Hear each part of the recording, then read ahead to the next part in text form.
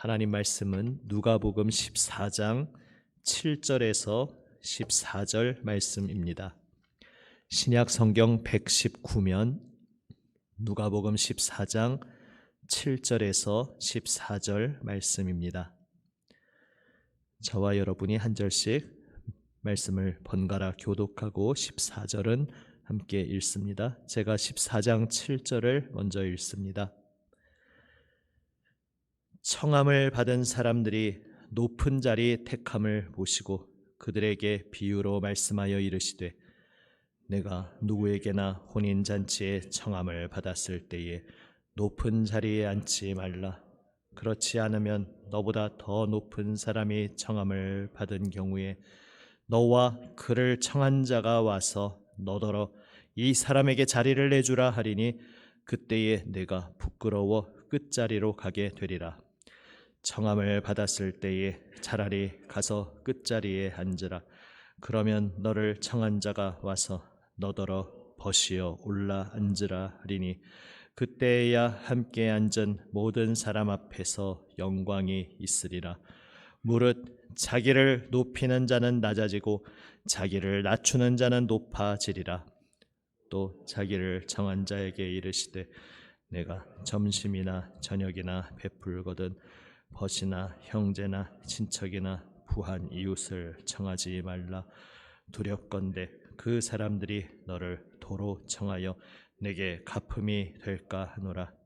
잔치를 베풀거든 차라리 가난한 자들과 몸 불편한 자들과 저는 자들과 맹인들을 청하라. 그리하면 그들이 갚을 것이 없으므로 내게 복이 되리니 이는 의인들의 부활 시에 내가 갚음을 받겠음이라 하시더라. 아멘. 오늘 말씀의 제목을 처세술이 아닌 마음의 자리라고 이렇게 적었습니다. 얼핏 보면 처세술을 말씀하는 것처럼 보일 수 있는 내용들입니다. 잔치의 상황에서 흔히 일어날 수 있는 그러한 두 가지 상황에 대해서 예수님께서 말씀하시는데 첫 번째 얘기에 대해서 비유로 말씀하셨다 이렇게 기록되어 있습니다. 그러니까 실제로 혼인잔치에서 일어날 수 있는 상황에서 어떻게 대처할지에 대한 이야기 같지만 사실은 모든 인생, 삶에서 어떤 마음 자세로 살아야 하는지에 대해서 말씀하는 것입니다. 그것을 잔치 자리를 예를 들어서 비유로 말씀하고 있습니다. 처세술이라는 안경을 쓰고 보면은 첫 번째 이야기는 마치 몸을 낮추는 것이 부끄러움을 당하지 않는 길이다 이런 말씀을 하는 것처럼 보일 수 있습니다.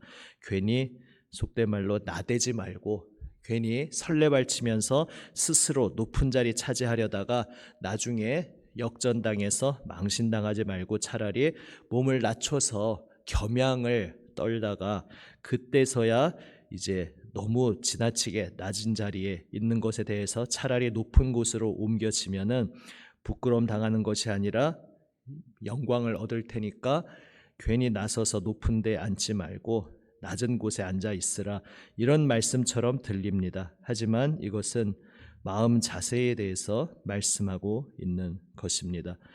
혼인잔치 청함을 받았을 때에 흔히 사람들이 높은 자리에 앉으려고 하는 실제 일어나는 일들을 보시면서 하나님을 떠나 있는 옛사람, 옛 인류의 본질을 우리 주님께서 바라보고 계십니다. 왜 높은 자리를 택하려 하겠습니까? 사람들과 함께 더불어 살아가는 이 사회 속에서 세상살이 속에서 사람들과의 관계 속에서 나의 의미를 찾고 나의 정체성을 찾으려는 것이 보통 사람들의 인지상정입니다. 사람들과 함께 더불어 사는 사회니까 당연히 사람들의 눈이 내 인생의 가장 중요한 것이 되어버릴 수 있습니다. 그래서 사람들로부터 무시당하거나 외면당하면 인생이 전체가 무너지는 것 같고 또 사람들로부터 인정받고 명예를 얻으면 내 인생에 가치가 있고 살맛이 난다고 느낄 수 있는 것이 우리 보통 사람의 마음일 수 있습니다. 그런데 예수님은 말씀하십니다. 정말로 내 정체성, 내 참된 자리는 무엇에 의해 규정되겠느냐 말씀하고 계십니다. 혼인잔치를 예를 들자면 나는 스스로를 높은 자리에 앉을 만한 사람이라고 여기면서 스스로 높은 자리를 취했는데 내가 거기에 앉아 있는 것이 적절치 않다고 평가하면서 더 낮은 자리로 옮기는 사람이 있습니다. 누굽니까? 바로 그 혼인잔치의 주인입니다. 그러니까 결국 나는 내 딴에는 더 높은 자리에 내가 앉을 만하다고 생각했지만은 그것은 내 생각이었을 뿐, 내 착각이었을 뿐, 그 혼인잔치의 주인이 결국은 당신이 앉을 곳은 여기가 아니라 이 정도요라고 규정 지어 준다는 것입니다. 비유이죠. 우리의 인생살이에서도 우리는 사람들의 눈에 의해서 어떻게 평가받느냐, 그래서 그 평가가 좀 더 높은 점수가 되기 위해서 나도 무언가 노력을 하고 나도 무언가 더 손에 쥐고 갖추어서 사람들로부터 더 높은 점수를 따고, 그래서 내가 더 높은 자리를 택하여 앉을 수 있도록 스스로 그 자리를 취하려고 노력하는 것이 이 옛세상을 살아가는 인생살이의 한 단면이라 볼 수 있습니다. 그러나 결국은 우리의 영혼의 무게를 재시는 분은, 저울에 다시는 분은 하나님이신 것입니다. 우리의 삶을 바라보시며 인간의 어떤 편견과 선입견으로 당신은 가치 있는 사람이요, 당신은 가치 없는 사람이요, 이 사회는 자기 나름대로의, 사회 나름대로의 잣대로 평가를 하지만 정말로 우리의 삶이 참된 의미가 있는 삶인지 아니면 헛되게 살고 있는지 그것을 진정으로 평가해 주시는 분은 창조주 하나님이신 것입니다. 그러니까 우리는 창조주 하나님 앞에 겸손히 엎드릴 수밖에 없습니다. 하나님께서 나의 영혼의 무게를 다시고 또한 내 삶에 대해서 평가를 해 주실 터인데 그것을 신경 쓰지 않고 내가 스스로 내 가치는 이 정도다, 내 삶의 의미는 이 정도가 된다라고 아무리 스스로 규정 지어봤자 그것은 나만의 착각이 될 수 있습니다. 결국 이 첫 번째 이야기 비유를 통해서 예수님께서는 사람들 속에서 사람들로부터 인정받으려 하지 말고 하나님의 칭찬받는, 하나님으로부터 인정받는 자리에 엎드리라 말씀하십니다. 그리고 그 하나님 앞에 인정받는다는 것은 세상의 가치관, 세상의 방식과는 완전히 다른 것이죠. 이때까지는 내가 열심히 노력해서 세상으로부터 인정받으려 했지만 지금부터는 내가 하나님으로부터 인정을 받기 위해 열심히 노력해야겠다, 이런 말씀을 하는 것이 당연히 아닌 것입니다. 오히려 하나님께 인정받는다는 것은 인정받는다는 똑같은 동사를 쓰는 것 같지만 아예 다른 차원의 이야기인 것입니다. 세상으로부터 인정을 받을 때는 세상 눈에 마음에 드는 일을 내가 업적을 이루어냄으로써 그것을 쟁취하는 것이었지만, 그러나 진정한 내 영혼의 가치는 오직 예수 그리스도에 의해 규정됩니다. 내가 무엇을 하기 이전에 죄인 괴수 아무 자격 조건 없는 나인데 그러한 나를 향하여 무한대의 무게를 가졌다고, 가치로운 보배로운 존재라고 예수님께서 우리를 위해 생명 내어 주심으로 이미 규정 지어 주셨습니다. 우리의 인생의 가치, 내 생명의 가치는 내가 무엇을 잘하고 무언가 점수를 따고 업적을 이루어서 하나님으로부터 쟁취하는 것이 아닌 것이었습니다. 그냥 내 존재 자체가 하나님 앞에서는 선물 같은 존재고 너무나 귀한 존재입니다. 물론 그러한 하나님의 사랑에 어울리지 않는, 하나님을 반역하고 대항하는 죽음의 자리에 우리가 떨어져 있었지만 그러한 우리를 긍휼히 여기시며 하나님께서는 독생자를 보내어 주심으로써 우리는 하나님이 나를 이토록 사랑하신다는 사실, 아무 자격 없는 죄인 괴수인데 이 죄인 괴수를 아무 조건 없이 독생자의 생명 내어주시기까지 사랑하여 주심으로써 그 하나님의 사랑, 내가 무언가 획득하는 게 아니라, 내가 무언가 잘났다는 것이 아니라, 나에게 무슨 자격 조건이 있거나 내가 그것을 쟁취한 것이 아니라 아무 자격 없는 나를 예수님이 그저 사랑하시고 하나님이 사랑하시고 그래서 예수님의 생명까지 내어 주심으로써 내 영혼의 존재 가치를 이미 하나님께서 말씀해 주신 것입니다. 오직 하나님의 사랑 안에서만, 주님의 은혜 안에서만 우리의 존재 가치가 규정되어집니다. 그러니까 이 세상에서, 하나님을 알지 못하던 이 세상에서 생각하던 가치관 자체가 완전히 뒤집어 엎어지는 것입니다. 사람에서 하나님으로 대상만 바뀐 것이 아니라 인정받는다, 사랑받는다라는 그 의미 자체가 완전히 뒤집혀 버린 것입니다. 그래서 우리는 그저 하나님 앞에 겸손히 엎드려서 감사의 고백을 드릴 수밖에 없습니다. 내가 무언가 이룬 것이 아니기 때문입니다. 성경에서 보면 우리는 오직 은혜로 구원받았다, 이는 자랑치 못하게 하려 함이라라는 표현을 우리는 많이 봅니다.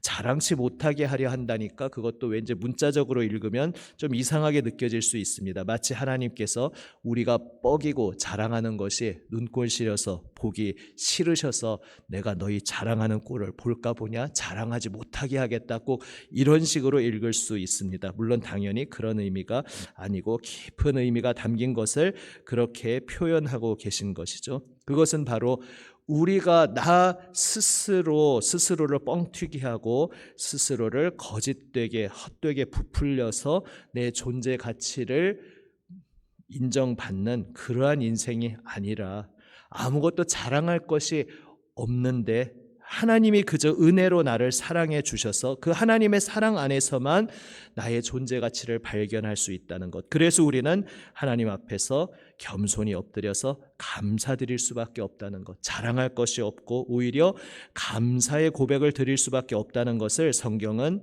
아주 단순하게 축약해서 자랑치 못하게 하려 함이라 이렇게 말씀하고 있습니다. 주님께서는 혼인잔치의 상황을 비유로 들어서 말씀하십니다. 하나님께서 은혜로 우리를 부르셨으니 내가 나 스스로를 높이려는 어리석은 옛사람의 삶을 이제 그치고 오직 하나님 앞에 겸손히 엎드리라. 나의 무엇을 이루어서 내 존재 가치를 인정받으려 하지 말고 오히려 이미 나를 사랑하시고 나를 인정하시고 나를 보배롭다, 존귀하다 말씀하시며 생명까지 내어주시는 사랑으로 나를 붙들어 주시는 주님 앞에서 그저 겸손히 감사의 고백으로 살아가라고, 우리의 참된 인생의 마음의 자리를 말씀하고 계십니다.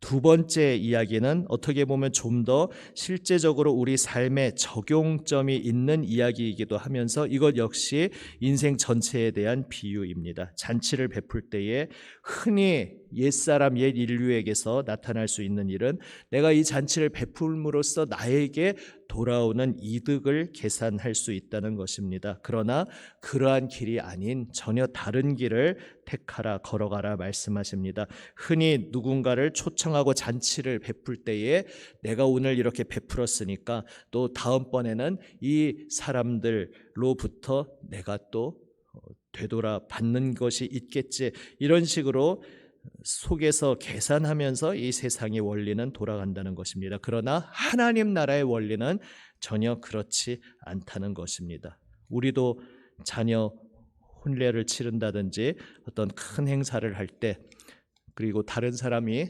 경사가 있어서 또 조사가 있어서 무언가 할 때 사실은 정말로 그렇게 진지하게 생각을 하지는 않지만 좀 반 농담 반 진담처럼 주는 게 있으니까 받는 게 있다, 이런 식으로 말하고 생각하는 경우도 있지 않습니까?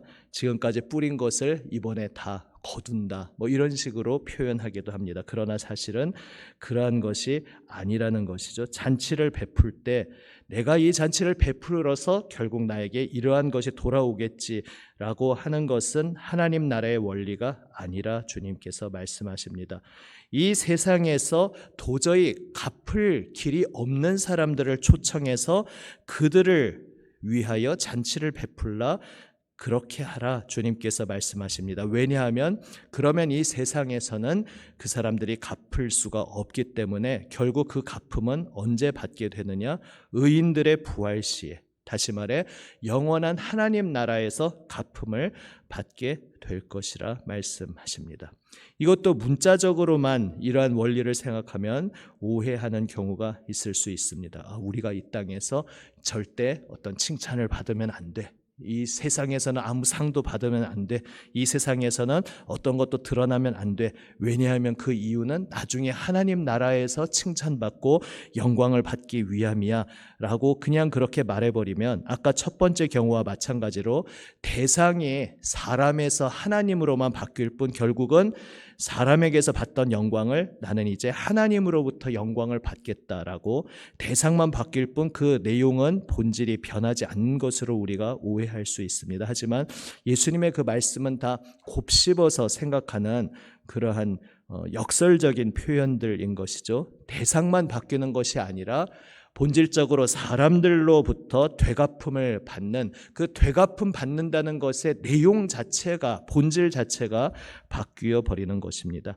이 세상을 살아가는 옛 인류의 원리는 주는 것이 있으면 받는 것이 있고 그래서 내가 무언가 헌신하고 베푼 것 같지만 결국은 나에게 돌아올 유익을 계산하면서 살아가지만 결국은 그래서 이 세상에서 무언가 받고자 한다는 것입니다. 이 세상에서 무언가 내가 취하고 무언가 나에게 떨어지는 것이 있고 나에게 유익이 있는 것 거기에 기대를 하면서 이 세상에 나의 마음에 뿌리를 내리고 이 옛 인류는 살아가고 있습니다. 하지만 이제 예수 그리스도 안에서 거듭난 인생은 하나님의 인정을 받고 하나님의 칭찬을 받는 전혀 다른 새로운 삶으로 부름받았다는 것입니다. 그리고 그때 하나님으로부터 인정받는다, 하나님으로부터 칭찬받는다는 것은 그저 사람에서 하나님으로 대상만 바뀐 것이 아니라 인정받는다, 칭찬받는다라는 의미 자체가 바뀌어 버리는 것입니다. 갚을 길이 없는 사람들에게 베풀라는 완전히 다른 방식으로 바뀜으로써 그 잔치의 본질 자체가 바뀌어 버린 것입니다. 옛 인류의 가치관에서 베풀던 잔치는 결국은 나에게 돌아오는 유익을 계산하고 베푸는, 그래서 사실은 베푸는 것이 아니었지만 이제는 사람에게, 생명에게 초점이 맞추어졌다는 것입니다. 앞으로 계속 이어지는 내용에서도 계속 반복될 주제들인데 말씀드렸듯이 누가복음은 재물관, 물질을, 재물을 어떻게 사용해야 하는지에 대해서 많은 관심을 보이는 복음서라 말씀드렸습니다. 그리고 그것은 하나님 나라, 새로운 백성의 새로운 가치관으로 살아가는 인생에 있어서 그 재물관이 그 사람의 본질을 정확히 보여주는 것이기 때문입니다. 옛 선조의 유명한 말처럼 당신의 지갑이 회개하기 전에는 나는 당신의 회개를 믿지 않겠습니다. 바로 그러한 의미와 일맥상통하는 것입니다. 이전에 옛 인류, 하나님을 알지 못하던 인생에서는 재물이 나의 신이었습니다. 나에게 생기는 이득과 유익이 내 인생의 핵심 가치였습니다. 그러나 하나님 나라 새로운 세계에서는 이제 사람에게, 생명에게 그 초점이, 가치관이 맞추어집니다. 나에게 아무것도 갚을 수 없는 연약한 이들을 왜 불러서 그들을 대상으로 잔치를 베풀게 됩니까? 내 인생의 가치관 자체가 더 이상 물질에, 재물에 맞추어지는 것이 아니라 나의 신이 더 이상 만몬, 재물이 아니라 나의 참되신 하나님을 나의 주인으로 섬기게 되었기 때문에, 그리고 하나님을 주인으로 섬기는 삶은 바로 하나님의 마음을 배우고 본받으며 사람을 향해, 생명을 향한 것이 되기 때문에, 그래서 이 잔치의 본질 자체가 바뀌어 버린 것입니다. 첫 번째 비유에서 우리는 나를 높이는 것이 아니라 하나님의 은혜 앞에 겸손히 엎드려 그리스도를 높이는 것이 생명의 본질임을 배우게 됩니다. 그리고 이 두 번째 이야기에서 바로 그리스도를 높인다는 것은 한 사람, 한 생명을 존귀히 여기며 사람에게, 생명에게 초점을 맞추는 것이다. 다른 말로 그것을 한 단어로 표현하면 바로 사랑인 것입니다. 사랑에 대해서 이 세상은 여러 가지 형태로 정의하고 점점 그 의미가 그나마 성경에서 가까운 정의에서 점점 더 멀어져 가고 변질되어 가는 이 시대를 살고 있지만, 성경에서 말씀하고 있는 사랑은 무엇입니까? 성경에서 말씀하는 사랑은 하나님께서 한 생명에 초점을 맞추시기에 그 하나님의 마음을 배우고 본받아서 나도 그리스도를 높이고 하나님을 경외한다는 것은 바로 한 생명에게 초점을 맞춘다는 것. 이것이 바로 성경에서 말씀하는 사랑의 정의인 것입니다. 우리가 하나님을 경외한다면, 그래서 겸손히 하나님 앞에 엎드린다면 우리는 이제 사람에게 초점을 맞추어서 한 생명을 위하여 섬기는 사랑으로 살아가는 새로운 삶으로 부름받았음을 주님께서 말씀하고 계십니다.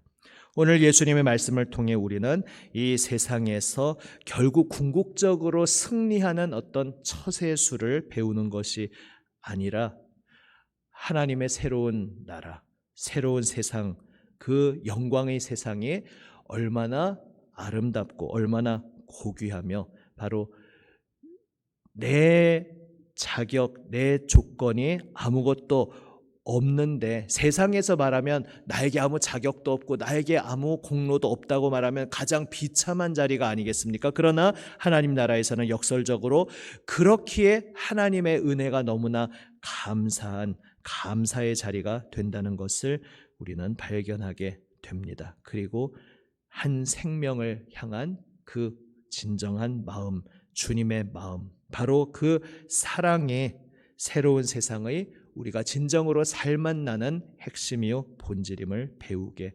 됩니다. 바로 우리가 그 주님의 사랑으로 부름받은 사람입니다. 우리가 예수 그리스도 십자가 보혈 은혜를 감사의 고백으로 노래하며 살아간다는 것 자체가 바로 하나님 아무 자격 공로 없는 이 죄인 괴수를 주님께서 사랑하시어 보혈 은혜로 구원해 주셨습니다. 감사합니다. 모든 것이 주님의 은혜입니다. 이 주님의 은혜에 감사하는 고백이 이제 새 생명, 거듭난 삶을 살아가는 우리 그리스도인, 하나님의 자녀, 하나님 나라의 백성의 진정한 살아갈 맛인 것입니다. 참된 살맛 나는 삶을 오늘도 풍성하게 누리는 우리 모두가 되시기를 바랍니다. 하나님의 은혜를 입고 있기에, 하나님의 사랑을 누리고 있기에, 그 하나님의 사랑 안에서 우리도 진정으로 한 생명을 사랑하고 보듬어 안고 끌어안는 그 속에서 진정한 살맛 나는 삶을 오늘도 풍성히 누리고 또한 우리 평생에 날마다 더욱더 깊이 누리시는 복된 인생 살아가시기를 주님의 이름으로 축복합니다. 기도하시겠습니다.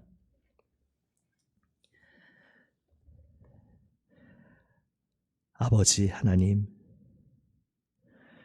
나 스스로를 높이려고 전전긍긍하고 아등바등하며 살아가던, 평안이 없었던, 고통만 가득했던 이 옛 인생에서 저희를 건져주시고 오직 아무 공로 자격 없는 죄인 괴수 은혜로 생명까지 내어주시는 사랑으로 끌어안아 주시는 그 놀라운 생명의 나라에서 살아가도록 불러주시니, 구원하여 주시니, 영생을 주시니 감사드립니다.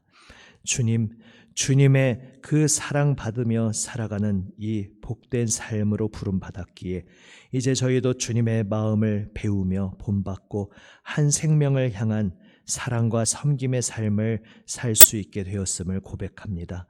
주님, 날마다 헛된 목소리의 옛사람 십자가에 못 박혀 죽고 오늘도 다시금 우리를 새롭게 하시는 성령님의 손길에 붙들려 주님의 마음을 오늘도 본받고 배우며 살아가게 하여 주시옵소서.